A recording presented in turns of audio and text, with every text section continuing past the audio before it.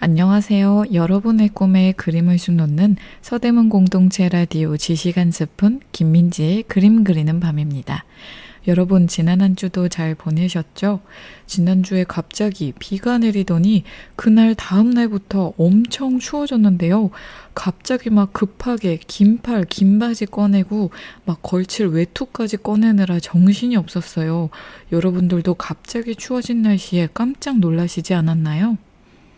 그나마 점심시간대인 낮 시간에는 조금 따스한데 막 저녁 넘어가고 밤, 새벽에는 진짜 너무 춥더라고요. 며칠 전에 새벽에 제가 잠깐 쓰레기를 버리러 나갔는데 그때 영상 9도까지 떨어졌더라고요.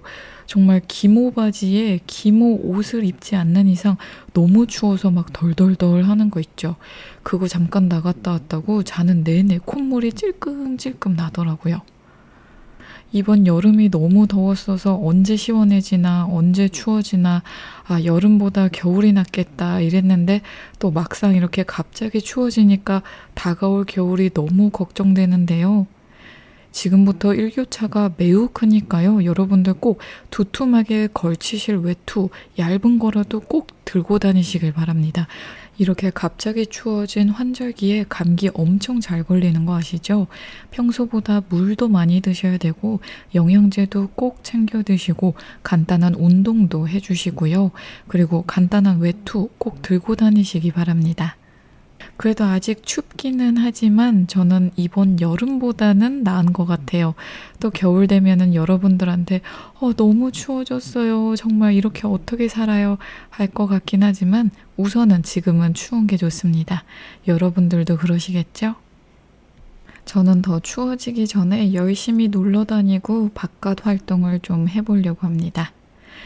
자, 오늘도 신나고 재미있는 그림 이야기 준비해 왔으니까요. 저희는 첫 번째 곡 듣고 다시 만나도록 할게요. 오늘 들어보실 첫 번째 곡은요. 경서의 밤하늘의 별을입니다.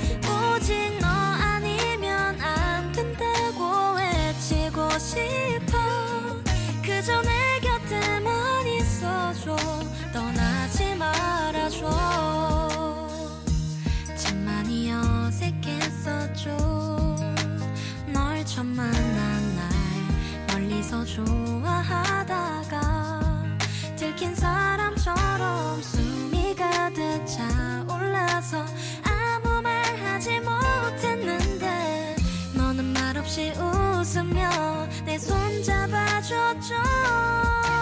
밤하늘의 별을 따서 너에게 줄래. 너는 내가 사랑하니까 더 소중하니까 오직 너 아니면 안 된다고 외치고 싶어. 그저 내 곁에만 있어줘. 떠나지 말아줘.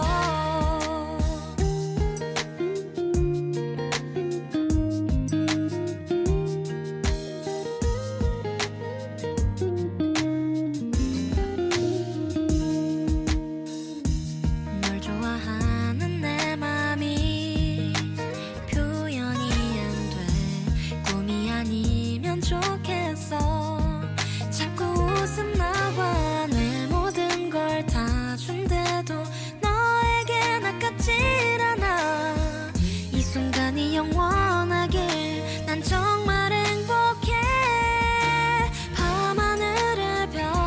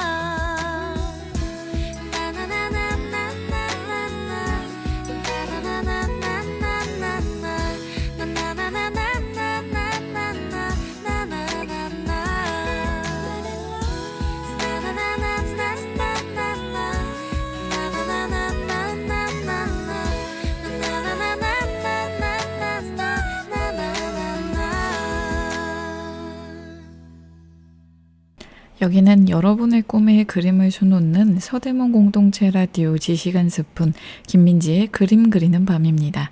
첫 번째 곡으로 들어보신 곡은요, 경서의 밤하늘의 별을 이었습니다.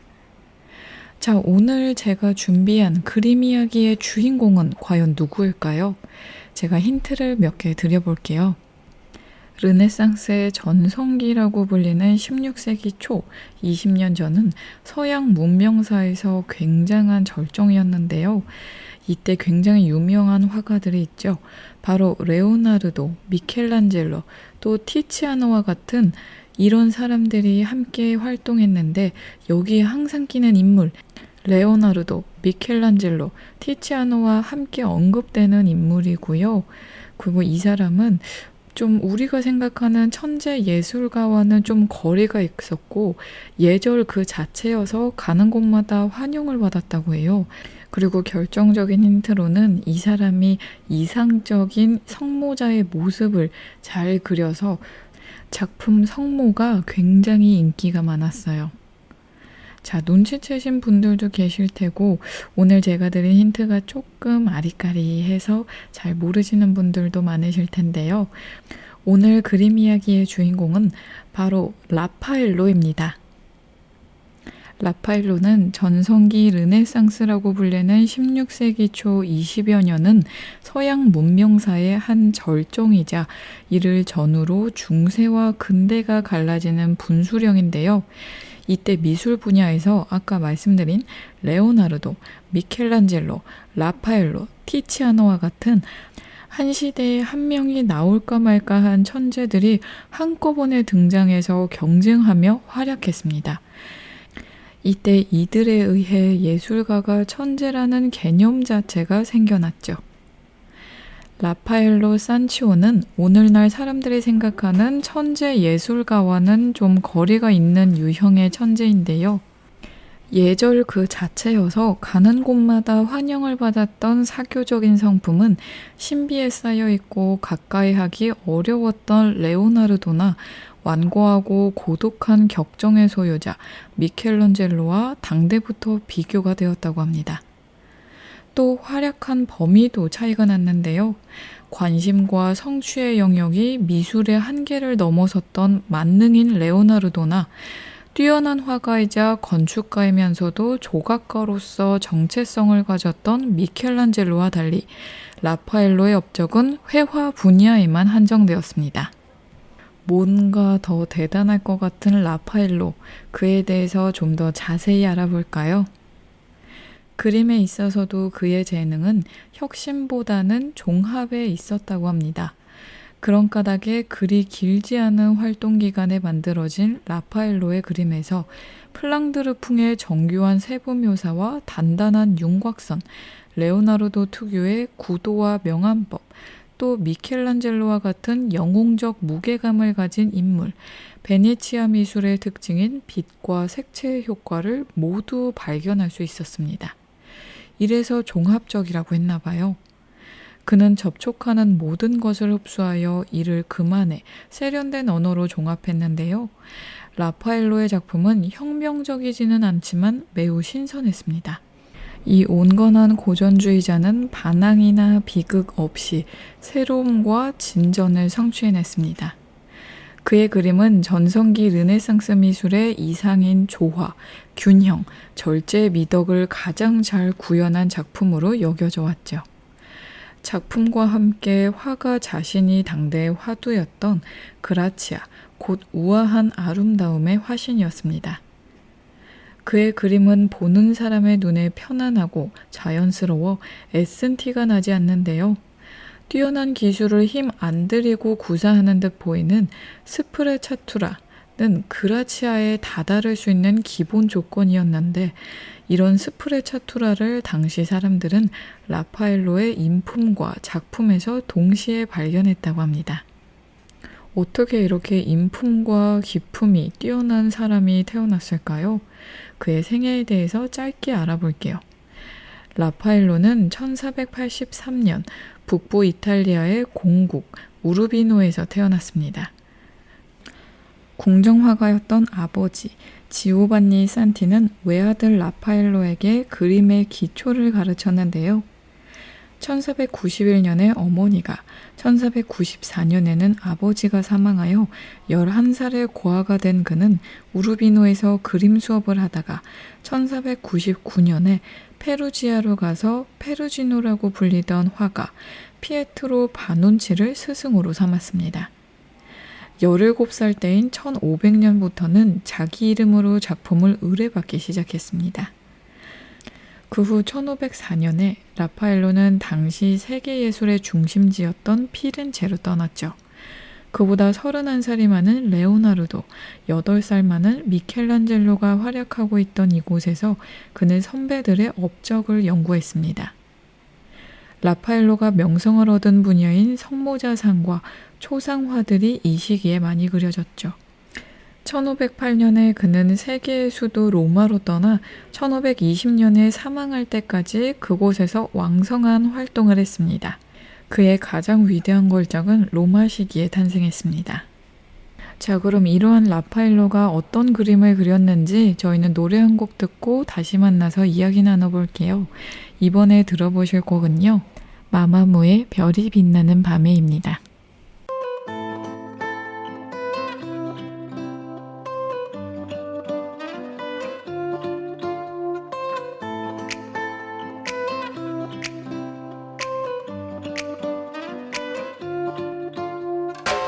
손같이 시리더니 벌써 봄이 왔네. 꿈같은 바람이 불어 곳곳에 여느 때와 다른 듯한 네 기분이 반가워. 내일은 좀 다른 날이 되려나. 어둠의 그림책 깊은 이 밤에 남겨진 다리 밝아와 빛을 그리고 있어. 내 몸에서 너만큼 욕조에 물이 미련이 돼 넘쳐 흘러 한숨이 가득 그 공간을 채워. 새벽이 찾아오면 혼자 남겨질 때면 Starry night 별이 빛나는 밤 네가 왜 부러워. 너와 나는 수많은 밤 나를 취하게 만들어. 별이 빛나는 밤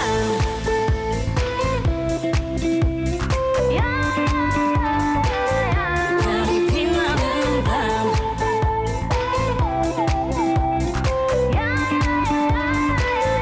별이 빛나는 밤. 겨울이 지나고 또다시 꽃은 피고 따뜻한 공기 냄새가 날 감싸. 달라진 거 없는 똑같은 일상이 반복돼. 그래도 내일을 기다려봐. 하루의 끝에서 이 자리에 남았어.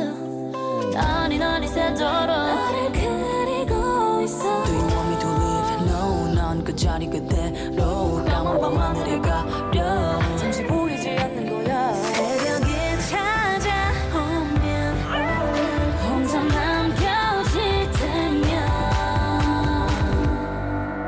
Starry night 별이 빛나는 밤 네가 왜 부러워. 너와 나는 수많은 밤 나를 취하게 만들어. 별이 빛나는 밤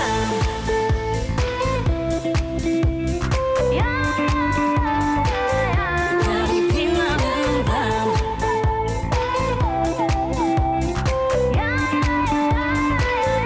별이 빛나는 밤 Starry starry night 네가 없는 밤 가슴이 공허. 우리의 풍경이 저물어가 현실을 부정해 눈을 감아 또 네가 보여 왜 아른거려 Leave me alone. 무너져가네. Starry night 별이 빛나는 밤 네가 왜 부러워.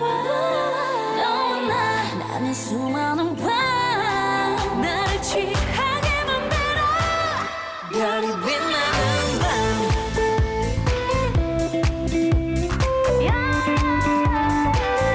별이 빛나는 밤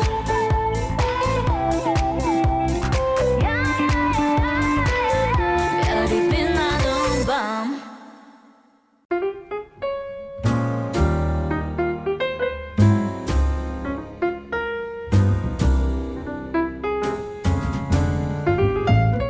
허전한 마음에 지식 한 스푼.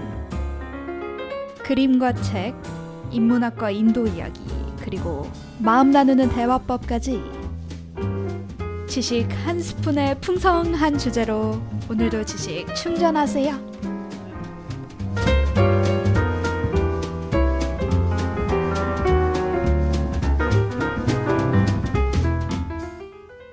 여러분의 꿈에 그림을 수놓는 여기는 서대문 공동체 라디오 지식 한 스푼 김민지의 그림 그리는 밤입니다. 자, 방금 저희가 라파엘로의 생애에 대해서 짧게 알아봤잖아요. 이제는 그가 어떤 그림들을 그렸는지 자세히 알아볼게요. 로마는 과거 고전주의의 중심이었고 당시 가톨릭의 수도였으나 예술의 중심지 피렌체에 비해 규모도 작았고 경제력도 뒤진 곳이었다고 합니다. 폐허가 된 고대 유적 사이에 군데군데 신시가지가 들어선 거대한 황무지 로마의 재건은 1450년경부터 교황들의 주도로 시작되었습니다. 라파엘로를 로마로 불러들인 교황은 고대 로마의 영광을 되살리려는 열망에 가득 차 이름도 카이사르에게서 딴 율리우스 2세였습니다. 그는 영토를 둘러싼 협상과 군사 분쟁을 벌이는 와중에도 자신의 야망과 의지의 증거가 될 대규모 건축과 미술 작품을 후원했죠. 일명 무서운 교황이었던 그의 불같은 성질은 예술가들과 마찰을 빚기도 했으나 라파엘로와는 관계가 없는 상황이었고 당시 시스티나 성당의 천장 벽화를 그리고 있던 미켈란젤로가 주요 피해자였다고 합니다. 라파엘로가 맡은 일은 교황이 머물 새로운 거처 장식이었는데요. 먼저 율리우스 2세의 개인 서재였다가 후에 용도가 바뀌어 서명의 방이라고 불린 곳에 천장과 벽에 신학, 철학, 시, 법학을 주제로 한 프레스코를 그렸습니다.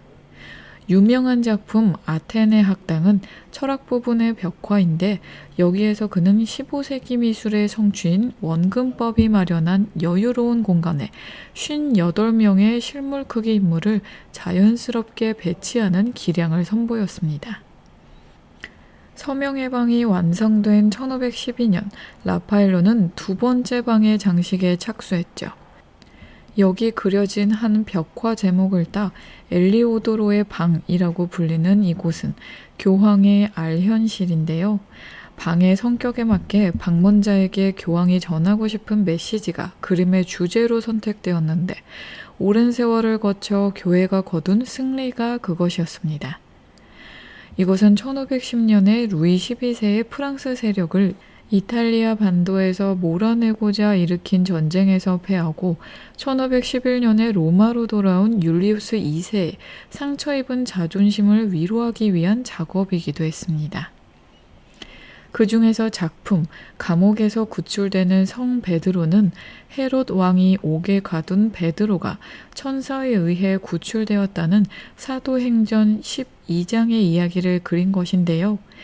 이 벽화에는 세 가지 시점이 한 화면에 그려져 있습니다. 중앙은 감옥에서 잠든 베드로를 깨우는 천사, 또 오른쪽은 그와 함께 감옥에서 나가는 베드로, 또 왼쪽에는 베드로가 사라진 것을 발견한 간수들이 보입니다. 창문으로 인해 잘려나간 화면을 계단과 감옥으로 자연스럽게 이용한 구성, 중앙 화면을 감옥 창살로 가로막은 파격, 또 군더더기 없는 디테일과 인물 배치도 탁월하지만 이 그림에서 가장 두드러지는 것은 빛의 묘사입니다. 달빛, 밝아오는 새벽빛, 간수들이 피워놓은 횃불 등 다양한 빛들이 효과적으로 묘사되어 있는데 그 모든 빛을 압도하는 것은 천사의 몸에서 나오는 빛입니다. 이것은 곧 교회의 빛이고 가톨릭의 궁극적인 승리를 암시하는데요. 초대 교황 베드로의 얼굴은 율리우스 2세를 모델로 하여 그려졌습니다. 이와 같이 라파엘로는 이데올로기, 역사, 정치적 상황에서 비롯된 주문자의 요구를 작품성을 훼손하지 않고 성공적으로 충족시켰습니다.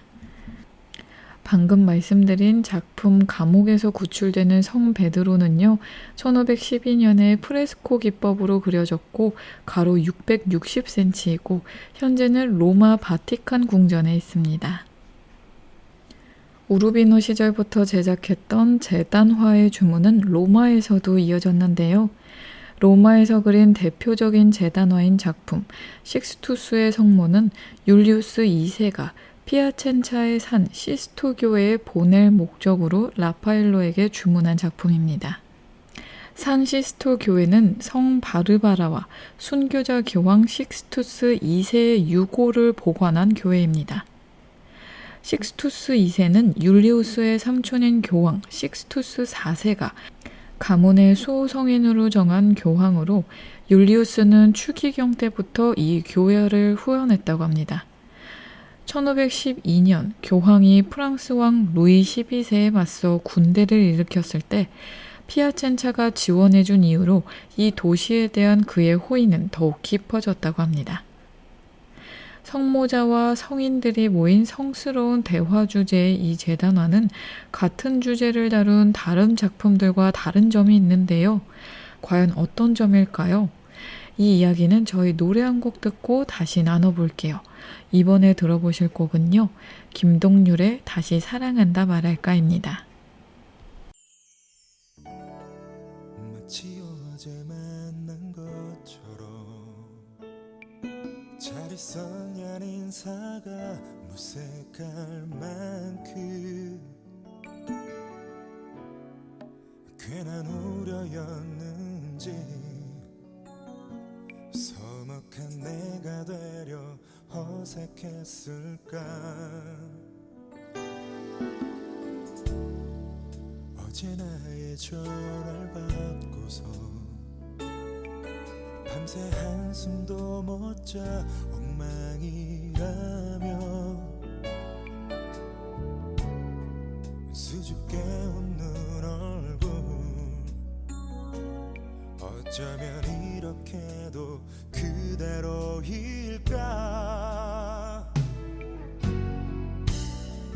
그땐 우리 너무 어렸었다며 지난 얘기들로 웃음 짓다가 아직 혼자라는 너의 그 말에 불쑥 나도 몰래 가슴이 시려 다시 사랑한다 말할까. 조금 멀리 돌아왔지만 기다려왔다고. 널 기다리는 게 나에겐 제일 쉬운 일이라. 시간이 가는 줄 몰랐다고. 다시 사랑한다 말할까. 여전히 난 부족하지만 받아주겠냐고. 널 사랑하는 게 내 삶의 전부라.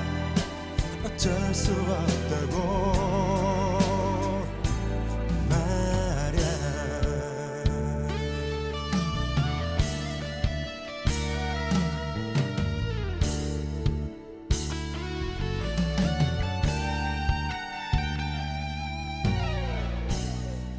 그땐 사랑인 줄 몰랐었다며. 가끔 내 소식을 들을 때마다 항상 미안했던 너의 그 말에 불쑥 나도 몰래 눈물이 흘러 다시 사랑한다 말할까. 언젠가는 내게 돌아올 운명이었다고. 널 잊는다는 게 나에겐 제일 힘든 일이라. 생각조차 할 수 없었다고.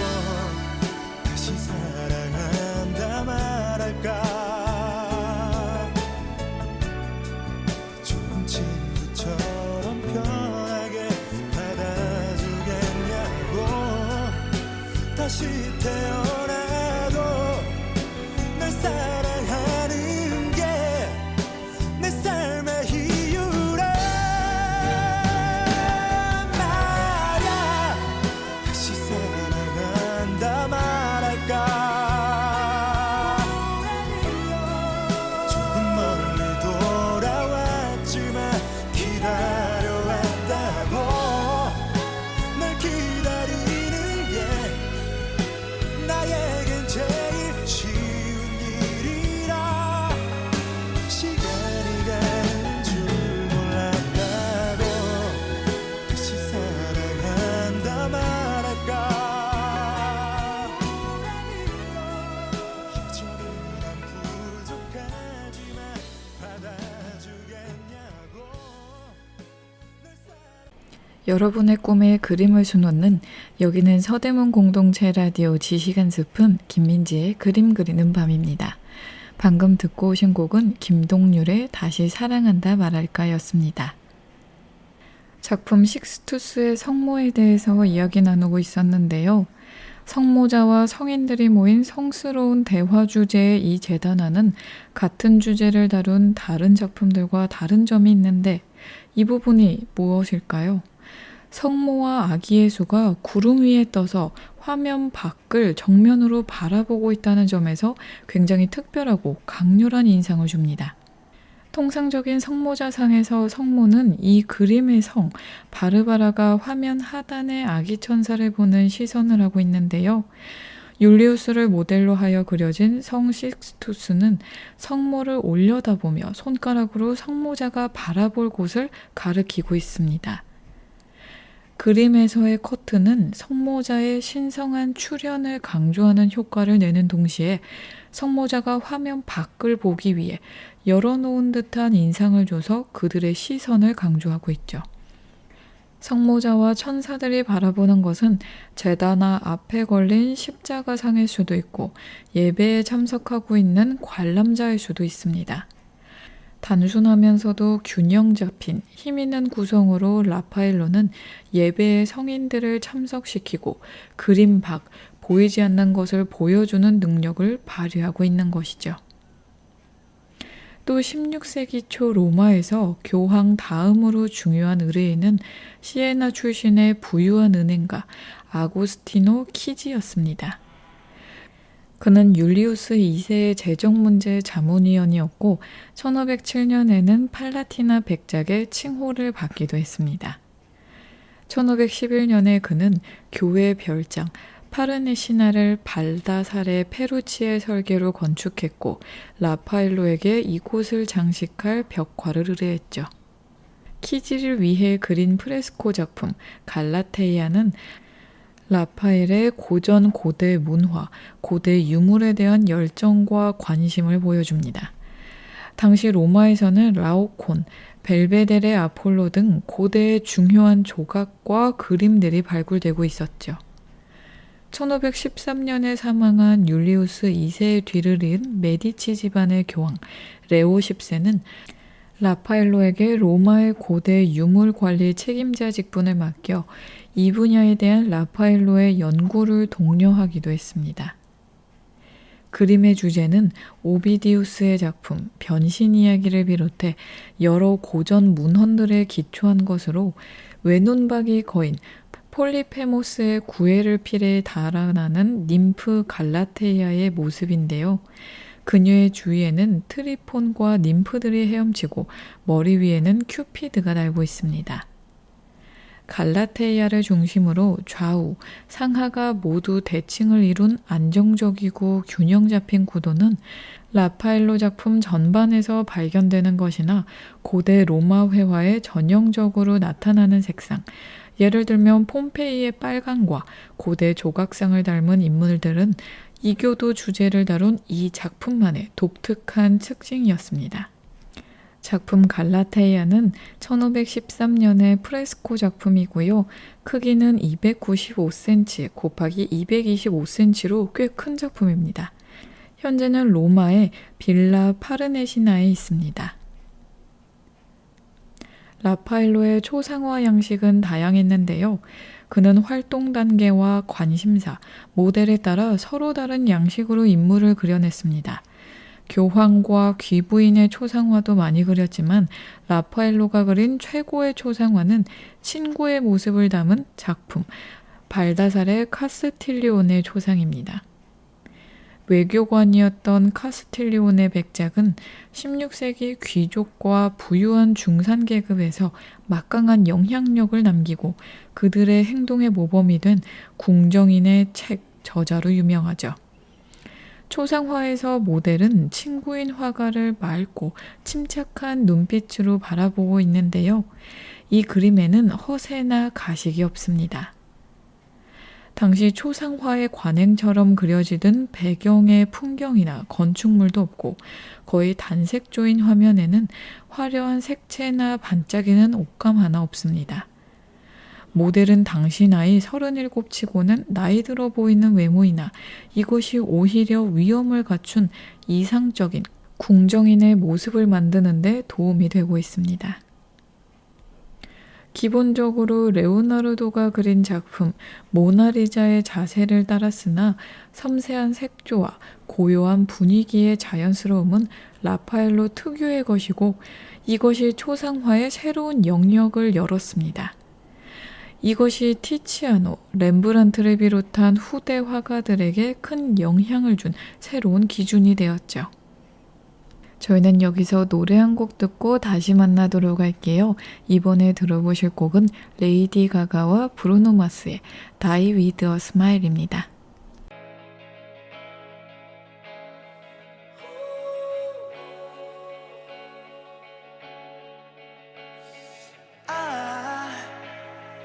I just woke up from a dream where you and I had to say goodbye.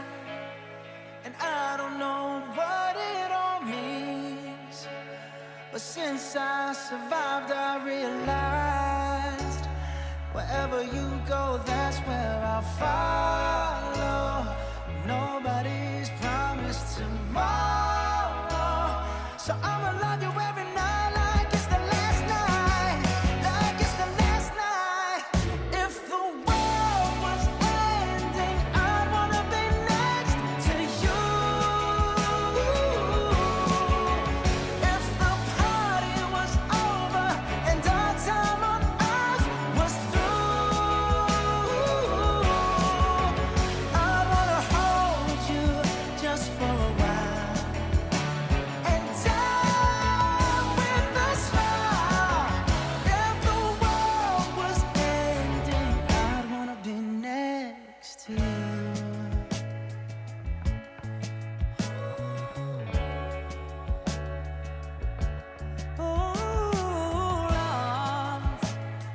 Lost in the words that we scream.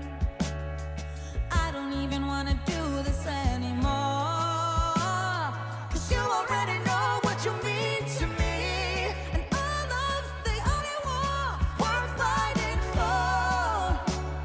Wherever you go, that's where I'll follow.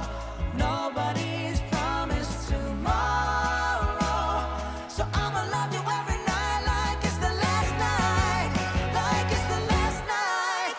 If the world was ending, I'd wanna be next to you. If the party was over and our time on earth was through, I wanna hold you just for a while and die with a smile. If the world was ending, I'd wanna be next to you. Right next to you. Next to you. Right next to you.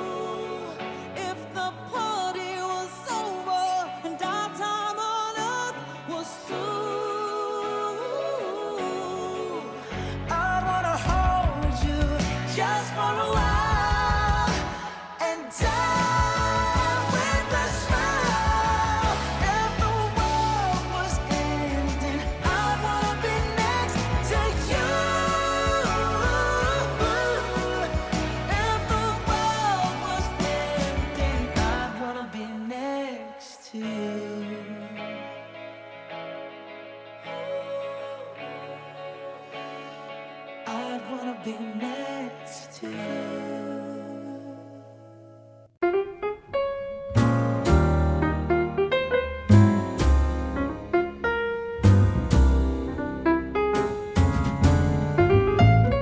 허전한 마음에 지식 한 스푼. 그림과 책, 인문학과 인도 이야기, 그리고 마음 나누는 대화법까지 지식 한 스푼의 풍성한 주제로 오늘도 지식 충전하세요.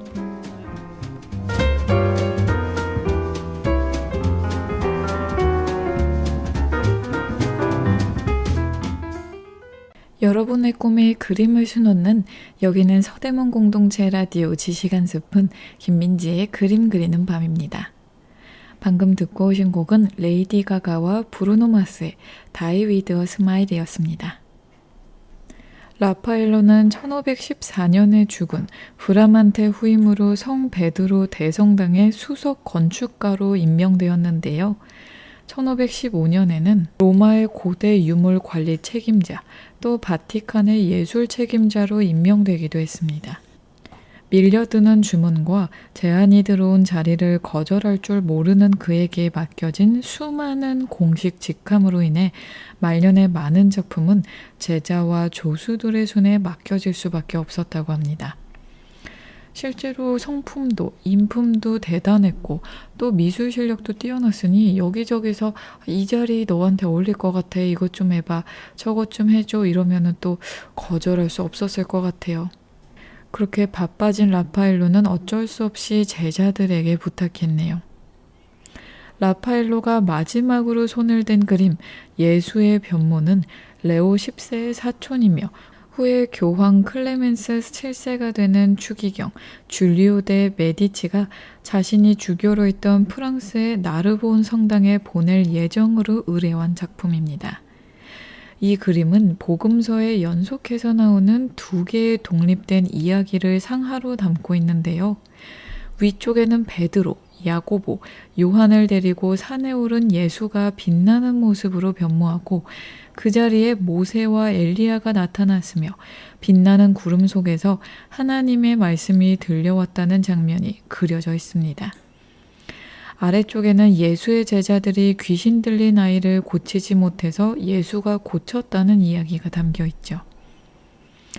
인물들은 시스티나 성당의 천장 벽화나 고대 조각을 연상시키는 볼륨을 가지고 있습니다. 귀신 들린 소년조차 헬레니즘 조각 같은 근육을 가졌죠.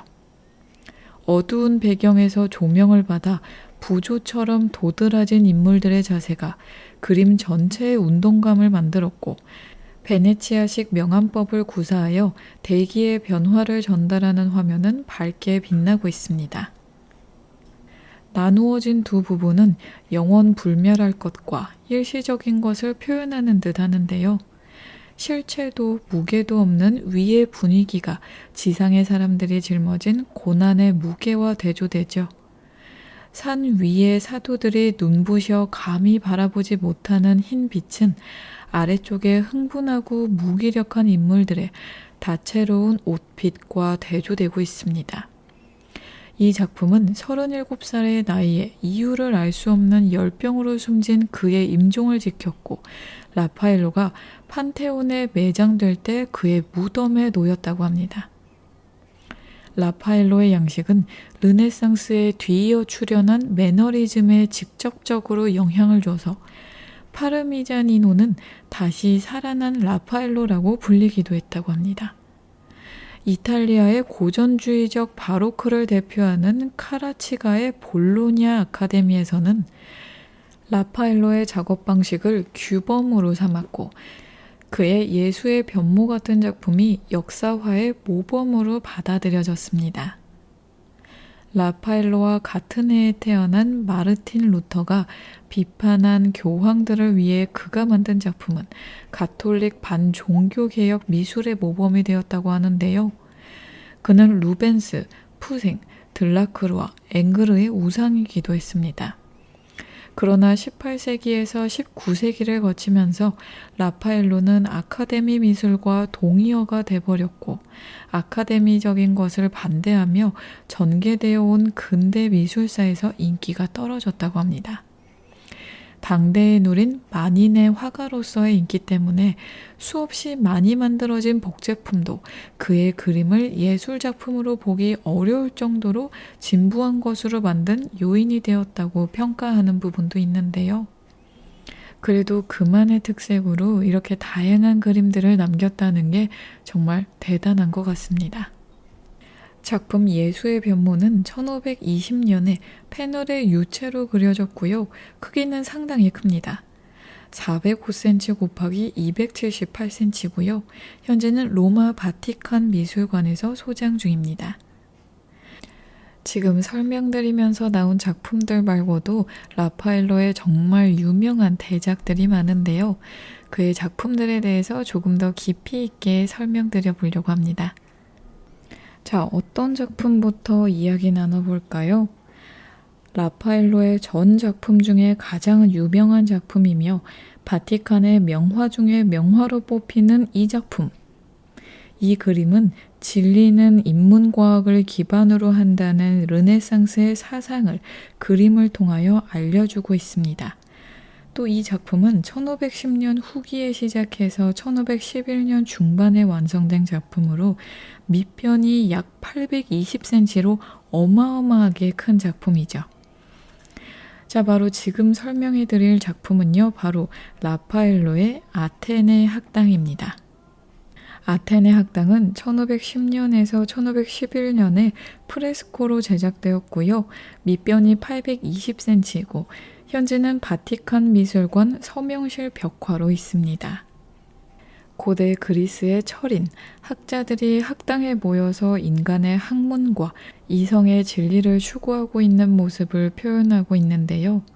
많은 인물들이 등장하고 있는데 이 모임의 중앙을 차지하고 있는 인물들은 인간 역사상 가장 고귀한 정신을 보인 플라톤과 아리스토텔레스입니다. 이들은 중세 스콜라 철학 이후 계속되어 온 아리스토텔레스의 사상과 르네상스 시기에 급속히 확대된 플라토니즘과의 대비 및 조화라는 당시의 사상 동향을 상징하고 있죠. 이러한 경향을 라파엘로는 두 사람의 철인에 의해 조형적으로 훌륭하게 나타내고 있습니다. 관념 세계를 대표하는 플라톤은 손으로 하늘을 지칭하고 아리스토텔레스는 팔을 올리며 과학자 자연계의 탐구를 상징하고 있죠. 또 어떤 의미와 인물들이 이 그림에 숨겨져 있을까요? 그 부분은 저희 노래 한 곡 듣고 와서 다시 이야기 나눠보도록 할게요. 이번에 들어보실 곡은요, 성시경의 거리에서입니다.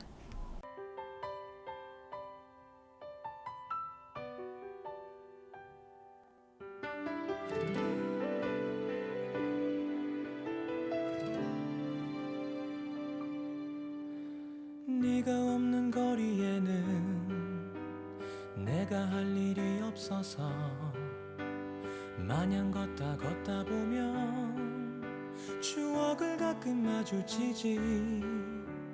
떠오르는 너의 모습, 내 살아나는 그리움 한 번에 참 잊기 힘든 사람이란 걸 또 한 번 느껴지는 하루.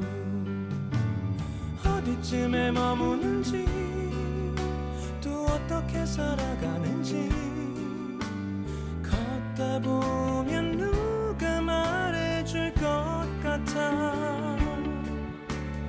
이 거리가 익숙했던 우리 발걸음이 나란했던 그리운 날들 오늘 밤 나를 찾아온다. 널 그리는 널 부르는 내 하루는 애태워도 마주친 추억이 반가워. 날 부르는 목소리에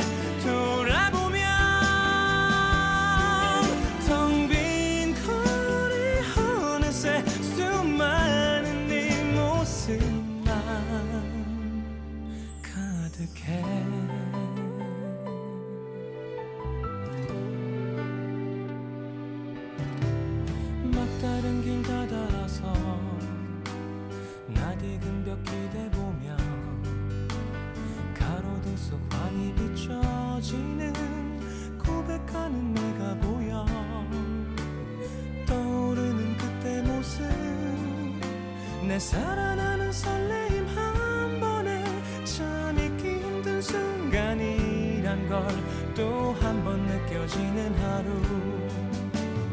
아직 나를 생각할지 또 그녀도 나를 찾을지 걷다 보면 누가 말해줄 것 같아.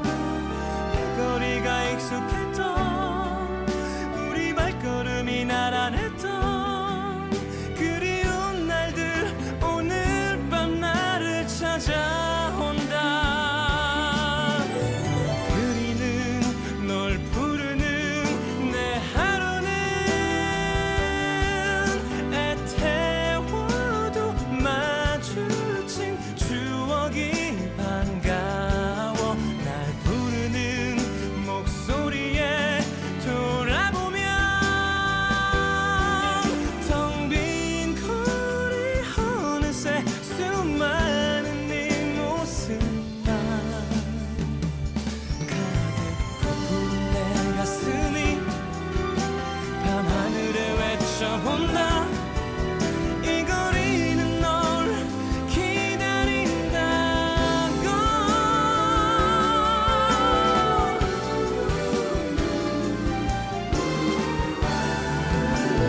그리는 널 부르는 내 하루는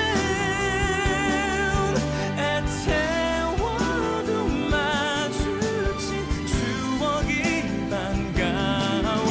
날 부르는 목소리에 돌아보면 텅 빈 거리 어느새 수많은 네 모습만 가득해.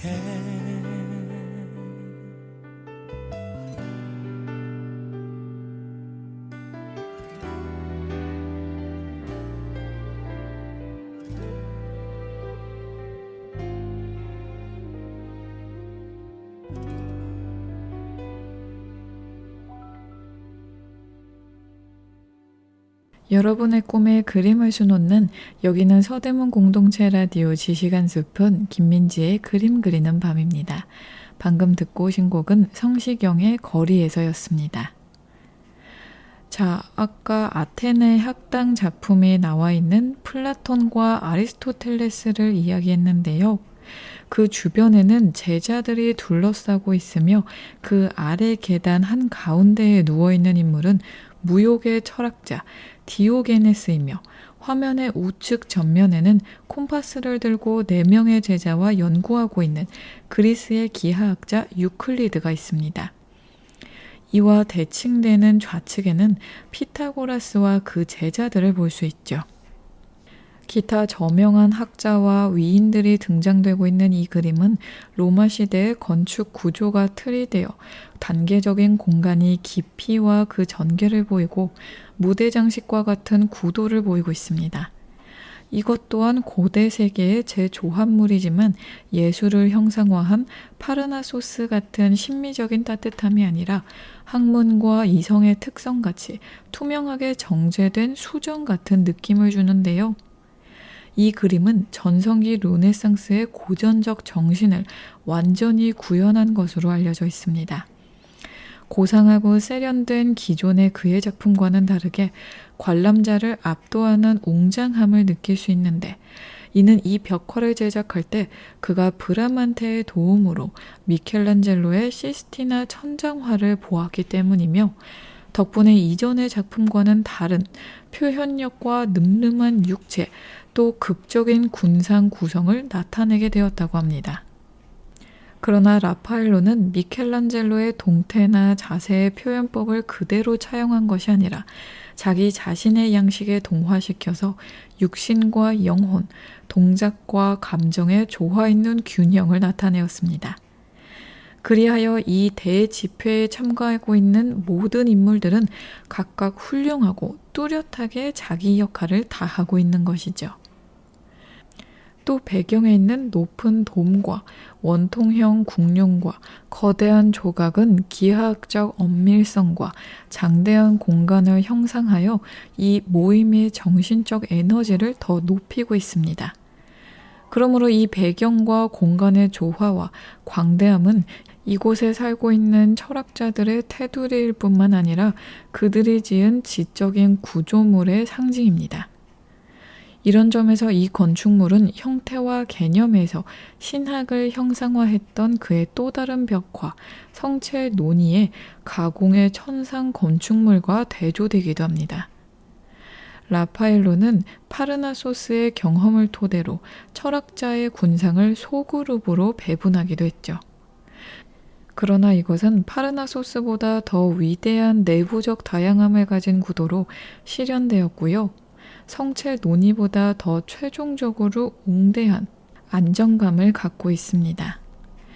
그러므로 이 아테네 학당은 라파엘로의 모든 작품들 중에서 백미일 뿐만 아니라 르네상스 시대의 양식을 완성시킨 역사적인 작품으로도 이름이 높죠. 화면의 오른쪽 인물군 가장자리에 그는 검은 모자를 쓰고 우리를 응시하는 자신의 초상을 살짝 그려놓았는데요. 이 걸작을 그려내고도 젊은 나이에 요절한 그의 아름다운 얼굴을 보면 우리는 다시 한번 진부한 경고를 되뇌이게 됩니다. 바로 인생은 짧고 예술은 길다. 또 그의 유명한 작품 초원의 성모가 있는데요. 이 작품은 1506년에 목판에 유화로 그려졌고요. 크기는 88 곱하기 113cm이고 현재는 빈 자연사 박물관에서 소장 중입니다. 이 작품을 보면요. 성모자와 어린 세례 요한이 넓게 펼쳐진 초원을 배경으로 등장하는데 먼 곳에 보이는 마을 건물들과 강, 산, 그리고 하늘은 같은 색조로 이루어져 있습니다. 성모의 우아한 얼굴에는 아기 예수를 향한 어머니의 애정이 여실히 드러나고 있죠. 금빛 테두리가 둘러진 그녀의 붉은 상의는 푸른색 치마와 대조를 이루는데 여기서 붉은색은 그리스도의 죽음을 그리고 푸른색은 교회를 상징합니다. 즉 라파엘로는 성모의 의상을 통해 교회와 예수의 희생 간의 결합을 나타낸 것으로 이러한 표현법은 루브르 미술관에 있는 세례 요한과 함께 있는 성모와 아기 예수를 포함한 대부분의 라파엘로의 성모상에서 공통적으로 나타나고 있습니다. 세 인물은 서로를 응시하거나 손을 잡고 있어 모두 긴밀하게 교감하고 있죠. 살짝 왼쪽으로 머리를 돌리고 있는 성모의 시선은 어린 예수에게 향하며 십자가를 만지려고 앞으로 몸을 기울이는 예수를 손으로 잡아주고 있습니다. 이처럼 라파엘로는 성모의 시선과 제스처를 세심하게 처리해서 감상자들이 두 어린아이에게 주목하도록 이끌죠. 이 그림에서 후광을 지닌 성스러운 존재인 예수와 세례 요한은 포동포동하고 사랑스러운 아기로 표현되어 있습니다. 자신의 상징인 털옷을 입은 어린 세례 요한은 무릎을 꿇어 예수에게 경배하는 제스처를 취하고 있고요. 그는 십자가 모양의 가늘고 긴 지팡이를 들고 있는데 다른 작품들에서는 예수의 순환을 상징하는 황금 방울새를 가지고 등장하기도 합니다. 한편 초원에 핀 붉은 양귀비꽃 역시 예수의 순환, 죽음, 부활을 암시하는 도상입니다. 자, 오늘 이렇게 르네상스 시대 전성기를 대표하는 화가 라파엘로의 생애부터 그의 작품이 변모하는 과정, 또 제일 유명한 작품까지 알아봤는데요. 유익하고 재미있는 시간 되셨을까요? 저는 다음 주에도 알차고 재미있는 그림 이야기로 여러분들 찾아뵙도록 하겠습니다. 여러분의 꿈에 그림을 수놓는 여기는 서대문 공동체 라디오 지식한 스푼 김민지의 그림 그리는 밤이었습니다.